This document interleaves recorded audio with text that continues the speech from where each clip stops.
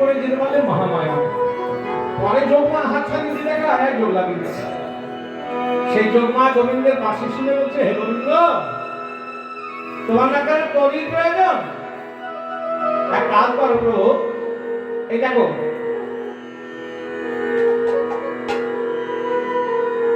কাকার প্রেকের তরিতে হবে না, যদি তরির প্রয়োজন হয় বলে এখন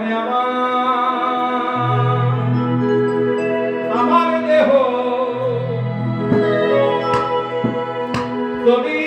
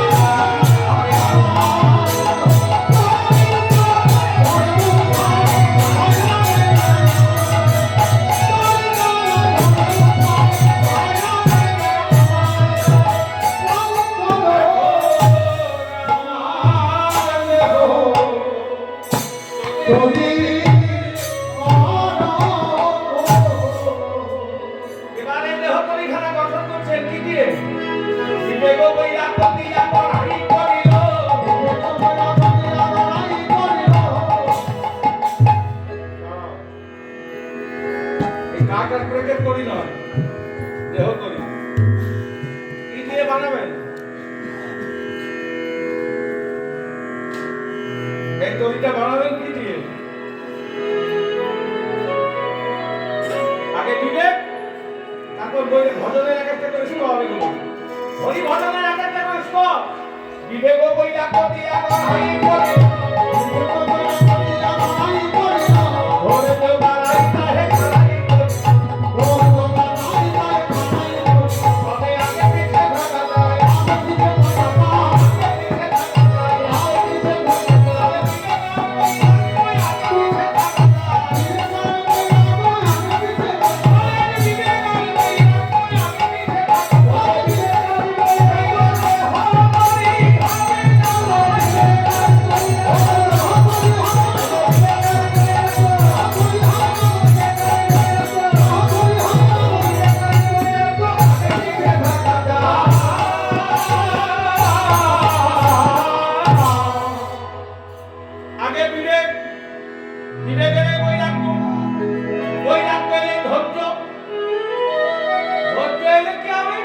নবমীরা ভক্তি দিয়া মাইনে উড়া কইল নবমীরা ভক্তি দিয়া মাইনে উড়া কইল নবমীরা ভক্তি দিয়া মাইনে উড়া কইল নবমীরা ভক্তি দিয়া মাইনে উড়া কইল নাম তাহে খাইয়া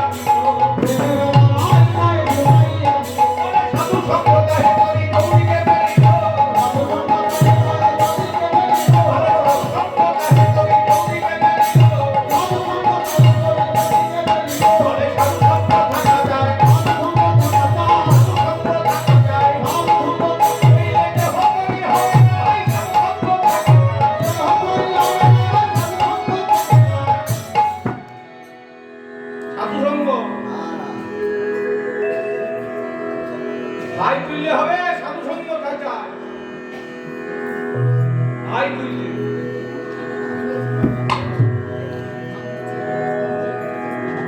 ওইখানে তো শুয়েই পড়িতে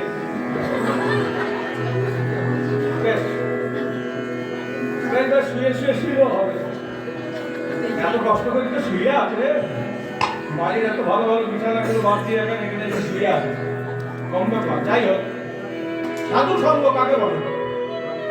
পদকর্তা বলছে সাধু সঙ্গ থাকা চাই, নইলে দেহ তৈরি হবে না ভাই। সাধু সঙ্গ কাকে বলে?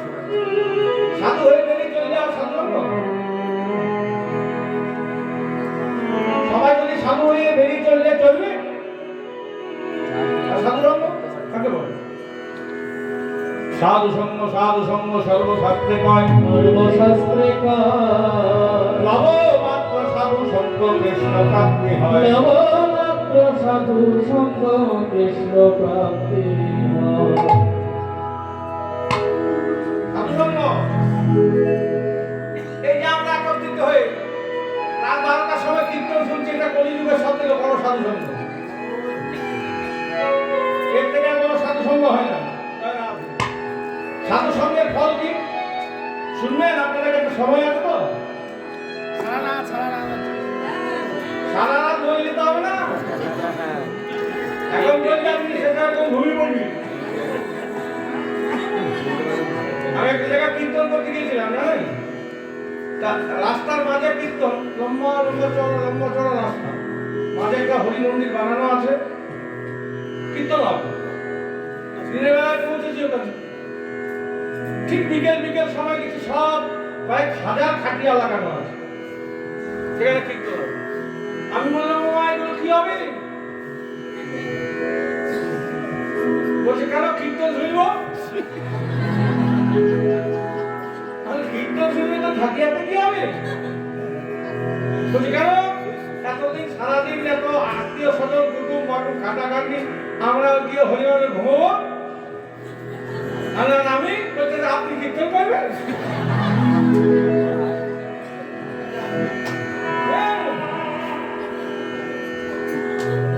আমি জায়গাটার নাম বলছি না, কিন্তু কোন জেলা বলে দিচ্ছি, বাঁকুড়া জেলা।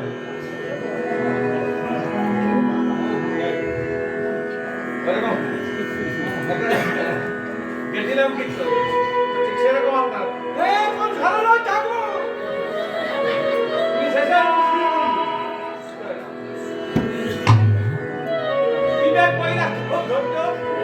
সাধু সঙ্গের ফল কি শুনো? এক সাধু বাবা খুব সিদ্ধ পুরুষ, গোবিন্দকে যা বলতো গোবিন্দ তাই শুনতো। তা যে গ্রামে সাধু বাবা থাকতেন, একটু আসতে পারেন, হ্যাঁ কথা বলার সময় একটু আসতে পারেন। এক সাধু বাবা, হ্যাঁ, গোবিন্দকে যা বলতো, গাঁয়ের লোকেরা সবসময় যাবে না। গান কেন, 10-20 খানা গাঁয়ের লোক সবসময় আসতো, বাবা বলে দাও আমার ছেলে পরীক্ষা যেন পাস করে যায়। ও বলে দিত গোবিন্দকে পাস করে যায়। বাবা আমার স্বামী দুরারোগ্য ব্যাধি, বলে দাও যেন স্বামী সুস্থ হয়ে যায়, সুস্থ হয়ে যায়। এবার লোকের ঝামেলা সামাল দিতে দিতে বাবাজির নিজের কাজ হয় না। তো বাবাজি একদিন মনের দুঃখে মাঝ রাত্রে গোবিন্দের কাছে বসে বসে বলছে, হে গোবিন্দ, এই সাধুদেরকে লোকালয়ে থাকতে নেই, আর আমি এই গ্রামে থাকবো না। মনের অনুরাগ একদিন মাঝ রাত্রে গোবিন্দের বিগ্রহকে করে নিয়ে গভীর জঙ্গলে চলে গেছে সাধু বাবা। বাবাজি মানুষ গিয়ে জঙ্গলের নির্জন জায়গায় ওই গোবিন্দের মূর্তি প্রতিষ্ঠা করেছে। সারাদিন বসে বসে নাম করে, দূর দূর গ্রাম থেকে ভিক্ষা করে নিয়ে আসে। মহান্তের স্বভাব হয় তারিতে ধর, নিজ কার্য নাই তো বুঝাই অন্যের ঘর। দূর দূর গ্রাম থেকে ভিক্ষা করে নিয়ে আসে, যা জোটে রসাই করে, গোবিন্দের ভোগ লাগায়, প্রসাদ পায়, আর সারাদিন বসে বসে গোবিন্দের সামনে নাম করে। যে জঙ্গলে বাবাজি এসেছেন, সেই জঙ্গলে ডাকাতের দল, ঠিক সেই জায়গাটিতে চুরি ডাকাতি ছিনতাই করার পর ওই জায়গাটিতে ওদের ভাগ বাটোয়ারা হতো। ডাকাতের দলে ছিল 10 জন। তাদের 10 জনের একটা যাত্রা ছিল। সন্ধানী যতই খবর দেখ 10 জন একত্রিত না হলে তার যে কোনো চুরি করতে বা ডাকাতি করতে। আজকে হয়েছে কি জানেন, ওই চুরি করতে গিয়ে এক জায়গায় ধরা পড়ে গেছে একজন, লোক পিটিয়ে শেষ করে দিয়েছে, দলে একজন কমে গিয়েছে। আর ডাকাতের দলে একজন সন্ধানী থাকে, ইনফরমার, সে খালি খবর দিয়ে দেয় যে এইখানে এত টাকা পাওয়া যাবে, আজ এত সোনা দানা মণিমাণিক আছে, এই দিক দিয়ে ঢুকবে, এই দিক দিয়ে বেরোবে, এতটার সময় ঢুকবে, এতটার সময় বেরোবে। খবরটা যদি ঠিক হয়, চুরি করে আসার পর ওকে একটা ভাগ দিতে হয়, ভালো খবর দিয়েছে বলে। সন্ধানী ভালো ভালো খবর দিচ্ছে, এরা কিন্তু চুরি করতে বা ডাকাতি করতে যেতে পারছে না। চুরি ডাকাতি করতে যাচ্ছে কেন, দল একজন কমে গিয়েছে। একজন বলছে সর্দার, আজ যদি চুরি করতে যেতে পারো, সন্ধানী যা খবর দিয়েছে জীবনে কোনোদিন চুরি করতে পারবে না, তো প্রয়োজন হবে না এত সোনা দানা মণিমাণিকে, চলো না সর্দার আজকে চুরি করে আসি। সর্দার বলছে তাই তোর মনে খটকা লাগছে, দলে একজন কমে গিয়েছে, দলে একজন কমে গিয়েছে, যদি ধরা পড়ে যায় কি হবে, যদি ধরা পড়ে যায় কি হবে, দলে একজন কমে গিয়েছে, যাত্রা পাল্টে গেছে। তোর কেউ কেউ বলছে সর্দার চলো না, ইস্পাত কি উস্পাত, যা হবার হল। না রে, মনে তো ঠাট্টা লাগছে। তখন একটা চোর বলছে সর্দার একজনকে দলে ঢুকিয়ে নাও। সর্দার বলছে একজন বলছে যাকে তাকে তো দলে ঢোকানো যাবে না, লাইনের লোক না হলে, লাইনের লোক তো চাই। তখন একটা চোর বলছে সর্দার আমি একজনকে জানি, এই জঙ্গলে এসে চোর কেউ কোথাও নয়, আজকে ওকেই দলে ঢুকিয়ে চলো চুরিটা করে আসবো। অনেক ছেলেমেয়েরা পাওয়া যাবে। সর্দার বলছে তোদের যখন এত ইচ্ছে চল। হ্যাঁ, যেই বাবাজি ওখানে গিয়ে পৌঁছেছে, তখন বাবাজি ওই গোবিন্দের সামনে বসে বসে খালি নাম করছে, গোবিন্দের সামনে বসে বসে নাম করছে, হরে কৃষ্ণ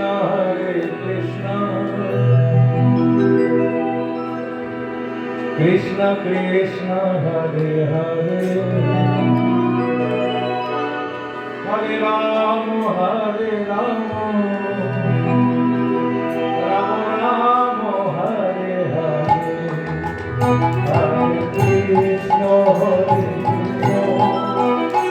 কৃষ্ণ কৃষ্ণ হরে হরে, হরে রাম রাম রাম হরে হরে, হরে কৃষ্ণ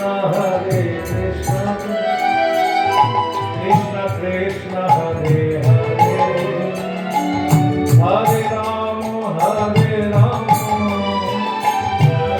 রাম হরে হরে, হরে কৃষ্ণ কৃষ্ণ কৃষ্ণ হরে হরে, হরে রাম রাম রাম হরে হরে, হরে কৃষ্ণ কৃষ্ণ কৃষ্ণ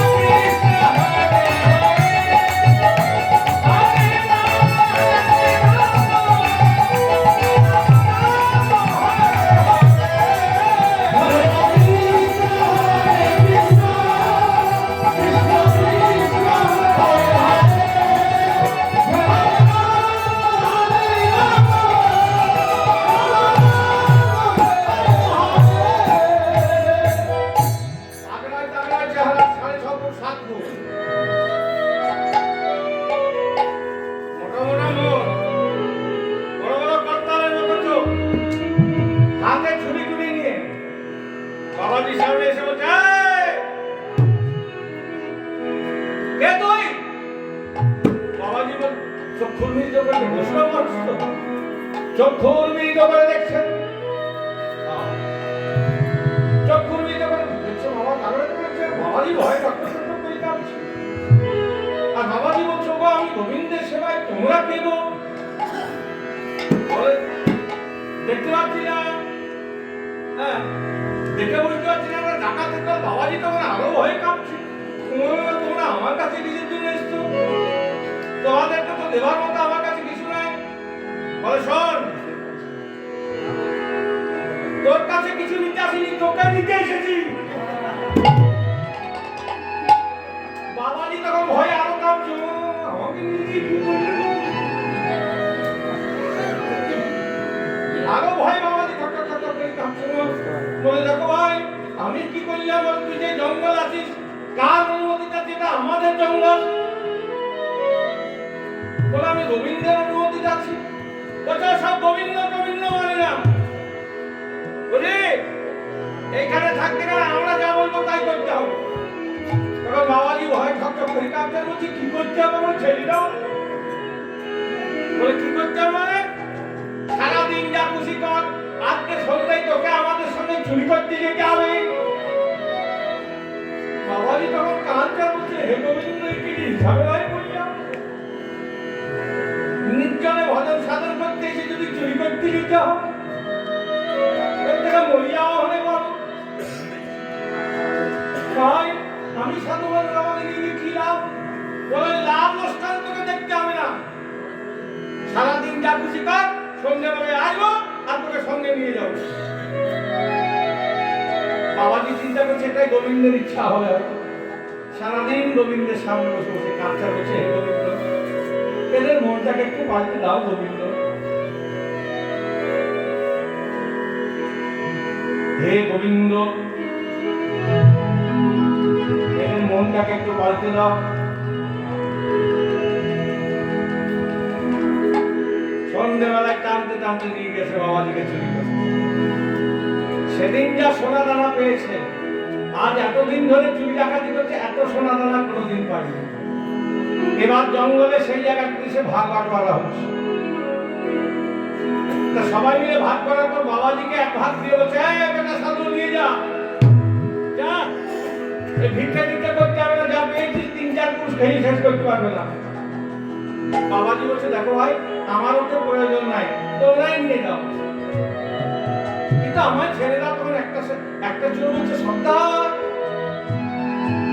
এ সাধুর যাত্রাটা আবার আরো ভালো, একে ছাড়িয়ে হবে না, কিন্তু ওরা ঢুকিয়ে নাও। এতদিন ধরে চুরি করছো, এত সোনা দানা কোনোদিন পেয়েছো?" বাবাজি তখন খুব কাঁদছে, "বাবা, আমি সাধু মানুষ, এ পাপ তোমরা কোনো ছেড়ে দাও। হ্যাঁ সাধু, এই জঙ্গলে থাকতে গেলে আমরা যা বলবো শুনতে হবে, সারাদিন যা খুশি কর, সন্ধ্যা হলে চুরি করতে যেতে হবে। শাস্ত্র বলেছে, ভাই রে ভাই, কৃষ্ণ নাম গোবিন্দ নাম বড়ই মধুর, আর যেটা গোবিন্দ ভাতে সে বড় চতুর।" বাবাজি বলছে, "বেশ, তোমরা যখন বলছো তাই হবে, তবে তোমাদেরকে একটা কথা দিতে হবে।" কি কথা? না 30 দিনে একবার। বলে, "হ্যাঁ, 29 দিন তুমি আমাদের, একদিন আমরা তোমার। মানে 29 দিন তুমি, তোমরা যা বলবে আমি করবো, কিন্তু একদিন আমি যা বলবো তোমাদেরকে করতে হবে।" বেশ, তাই হয়। এবার 29 দিন ধরে তাদের সঙ্গে চুরি করে, ডাকাতি করে, ছিনতাই করে, রাহাজানি করে, আর গোবিন্দের সামনে বসে বসে কাঁদে, "হে গোবিন্দ, এদের পথটাকে একটু পাল্টে দাও গোবিন্দ।" কালকে 30 দিনের দিন। বাবাজি বলছে, "যা বললে তাই করলাম, কালকে 30 দিনের দিন। আর সকাল সকাল আশ্রমে চলে এসো।" সর্দার বলছে, "কথা দিয়েছি, কথা রাখতে হবে।" ও যখন কথা রেখেছে। কেউ কেউ বলছে, "সর্দার যদি একটা পুলিশের লোক হয়, বিশ্বাস নয়, এ সাধু কোন বেশে এসেছে তার ঠিক ঠিকানা নাই। না রে, ঢুকতে হলে তো ওপর ঢুকতে হবে। হ্যাঁ বাবা, আসবো, কালকে সকাল সকাল চলে আসবো, সূর্য উদয়ের আগে আসবো।" বাবা কি করেছে কি, আগের দিন রাত্রে দূরের গ্রাম থেকে এক নাপিত ঠাকুরকে ডেকে এনে বসতে দিয়েছে।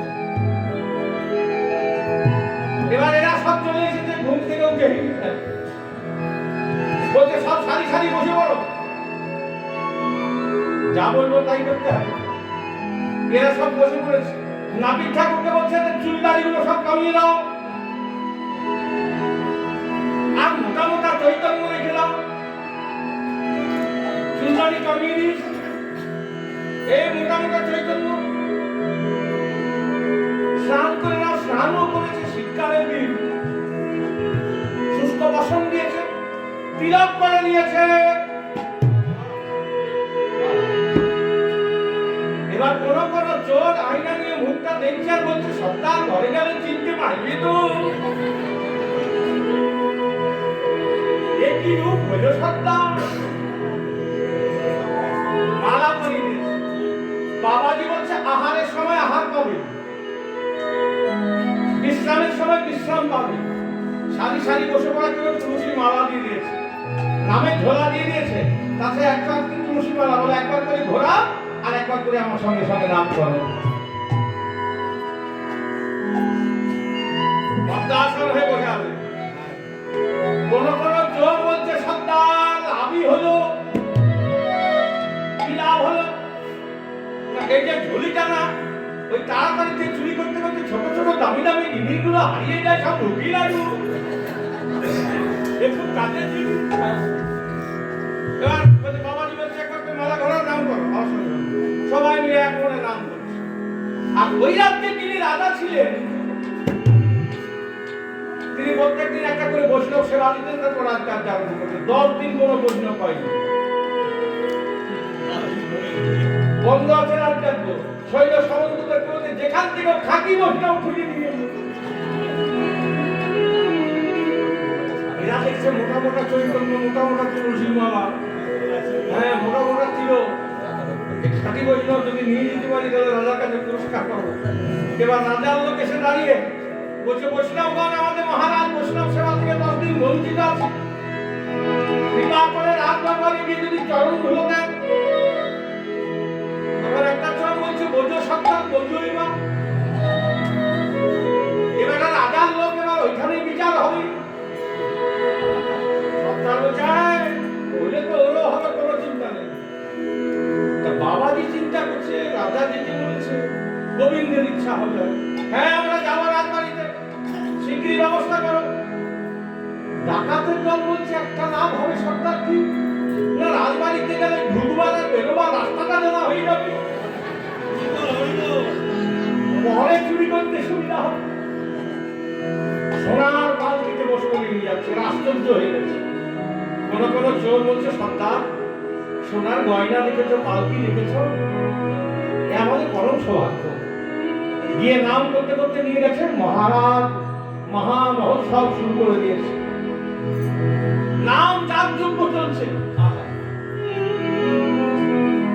বৈষ্ণব সেবা চলছে। যিনি মহারাজ তিনি নিজ করে চরণ ধুয়ে দিচ্ছেন, যিনি মহারানী তিনি নিজ হস্তে বসনান্ত দিয়ে চরণ মুছিয়ে দিচ্ছেন। ডাকাতের দল বলছে সর্দার আমাদের কম ভাগ্য, যে রাজা রানীকে দেখতে পাওয়া যায় না তারা আমাদের চরণ মুছিয়ে দিচ্ছে সর্দার। খুব যত্ন করে বৈষ্ণব সেবা দিলেন। এবার কাঁদতে কাঁদতে রাজা বিদায় দিচ্ছেন বৈষ্ণবদের। কি একটা হাতির পিছে যত সোনাদানা মণিমাণিক্য বোঝাই করা যায় 10খানা হাতির পিছে চাপিয়ে রাজা কাঁদতে কাঁদতে বিদায় দিলেন। সেই জায়গা থেকে রেখে দিয়ে আজকে রাজার লোকেরা চলে গেল। এত এত সোনাদানা মণিমাণিক্য দেখে ডাকাতের দল বলছে সর্দার একদিন বৈষ্ণব সাজাতে যদি এত পাওয়া যায়,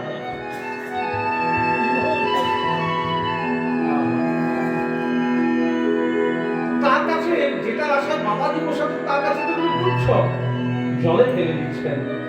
বাবাজি বলছে জলে ফেলে দিচ্ছ কেন? ওর জন্য তোমরা চুরি করো, ডাকাতি করো, বাড়ি নিয়ে যাও, যা পাওয়া গেছে 10-20 পুরুষ খেয়ে শেষ করতে পারবে না। বাবাজি আমরা বুঝতে পেরেছি একদিন বৈষ্ণব সাজাতে যদি এত সোনাদানা মণিমাণিক্য পাওয়া যায় তাহলে বৈষ্ণব যদি হতে পারি, এর থেকেও মূল্যবান বস্তু এই জগতে আছে, সেইটা পাওয়া যাবে। সেই পথটা কি পথ তুমি আমাদের বলে দাও হয়।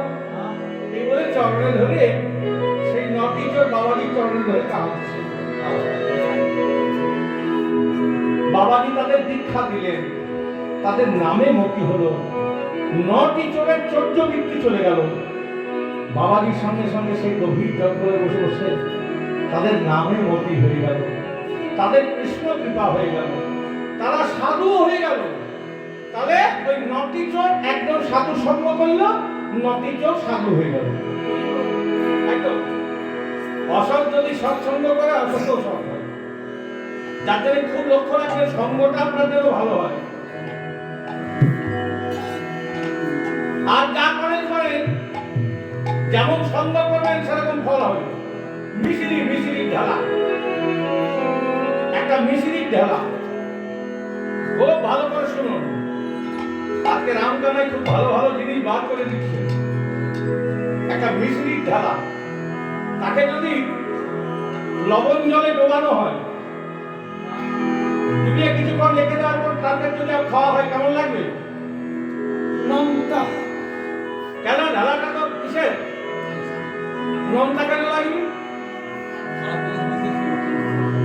মিশিরির ঢালা এরকম ওপর দিক দিয়ে চুপ করে চারটে মিষ্টি পাওয়া যাবে। নিচের দিক দিয়ে খেলেও মিষ্টি, ডান দিকে খেলেও মিষ্টি, বাম দিকে খেলেও মিষ্টি। কিন্তু যদি লবণ জলে কিছুক্ষণ ডুবিয়ে রেখে দিয়ে ওপর দিক দিয়ে খাওয়া যায় কেমন লাগবে? নোনতা। নিচের দিক দিয়েও নোনতা। ঢেলাটা কিন্তু মিশিরির ঢেলা। কি ওই যে লবণের সঙ্গ করলে বলে মিশিরিও লবণ হয়ে গেল। তেমনি অসৎ যদি সৎসঙ্গ করে, অসৎও সৎ হয়। যাদের সাধু সঙ্গের ফল হচ্ছে সাধু সঙ্গ সর্বশাস্ত্রে কয় লবমাত্র সাধু সঙ্গ কৃষ্ণ প্রাপ্তি হয়। বিবেক, বৈরাগ্য, ধৈর্য, নববিধা ভক্তি, সাধু সঙ্গ, এটা অন্ত জগতের কথা। আর আমরা কীর্তনিয়া কি বলি? সে নীলতরণী খালি বাবা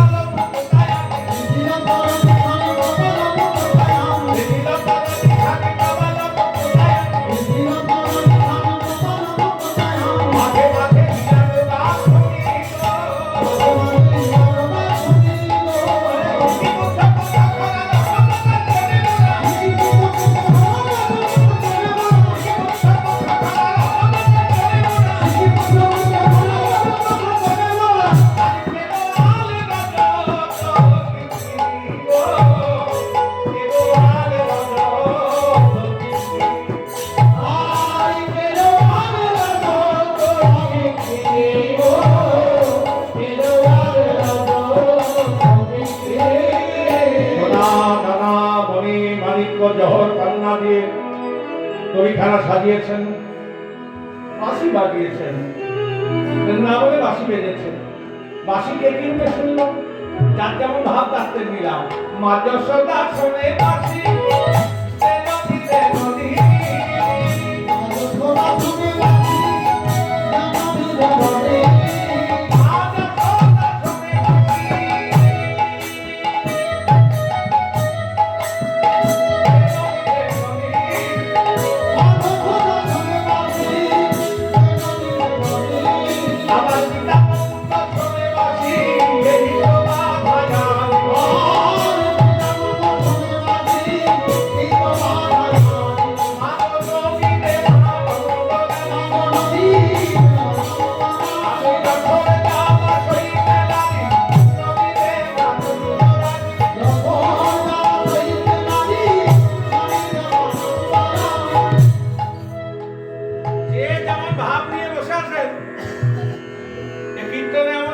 সেইভাবে শুনবেন। সখা গণ